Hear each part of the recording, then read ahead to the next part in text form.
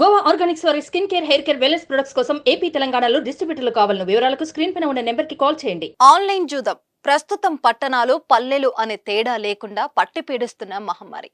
ఎన్నో కుటుంబాలను ఛిద్రం చేస్తున్న రాక్షసి.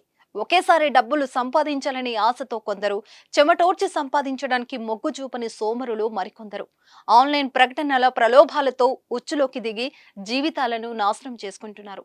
తిరిగి తేలుకోలేక తిరిగి రాని లోకాలకు వెళ్లిపోతున్నారు. తాజాగా ఆన్లైన్ గేమ్లతో డబ్బులు కోల్పోయిన ఓ యువ సాఫ్ట్వేర్ ప్రాణాలు తీసుకున్నాడు.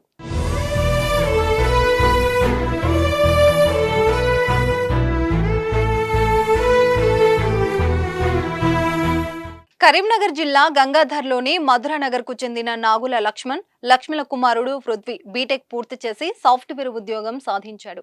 హైదరాబాద్ లోనే ఉద్యోగం, మంచి జీతంతో పాటు మంచి భవిష్యత్తు. సాఫీగా సాగుతున్న జీవితంలోకి వచ్చిన ఓ అలవాటు కకావికలం చేసింది. ఆ అలవాటే ఆన్లైన్ జూదం. కంపెనీ పని మీద ఉత్తరప్రదేశ్ లోని నోయిడాకు వెళ్లిన పృథ్వీ అక్కడ స్నేహితులతో కలిసి రూమ్ లో ఉంటున్నాడు. ఆ సమయంలోనే ఆన్లైన్ లో పరిచయమైన ముగ్గురు వ్యక్తులు అతన్ని ఆన్లైన్ జూదంలోకి దింపారు. తక్కువ కాలంలో కోట్లు సంపాదించొచ్చని ఆశ పెట్టారు. ఇందుకోసం పృథ్వీ వివిధ కారణాలు చెప్పి స్నేహితుల వద్ద 12 లక్షలు అప్పు చేశారు. కానీ 4 రోజుల్లోనే రూపాయి లేకుండా మొత్తం పోగొట్టుకున్నాడు.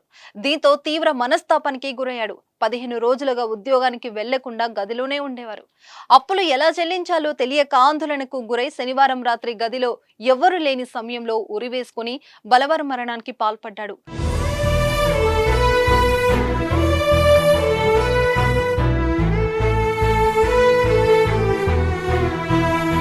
పృథ్వీ చనిపోయాడనే విషయం తెలిసి కుటుంబ సభ్యులు తీవ్ర విషాదంలో కూరుకుపోయారు. అందొచ్చిన కొడుకు అర్ధాంతరంగా వదిలి వెళ్లిపోవడాన్ని జీర్ణించుకోలేకపోతున్నారు. గుండెల వెలిసేలా రోధిస్తున్నారు. కష్టపడకుండా ధనవంతులు అయిపోవాలనే ఆశతో బెట్టింగ్, ఆన్లైన్ జూదాలకు యువత అలవాటు పడి జీవితాలను చిత్తు చేసుకోవడం విషాదకరం. ఇలా ఎందరో ఇటీవల ప్రాణాలను తీసుకున్నారు.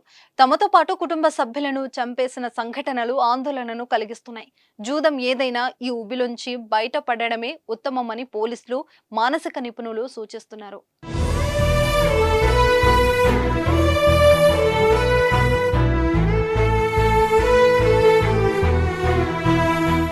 సుమన్ టీవీలో మీ పర్సనల్ అండ్ బిజినెస్ ప్రమోషన్స్ కోసం కింది నెంబర్కి కాంటాక్ట్ చేయండి.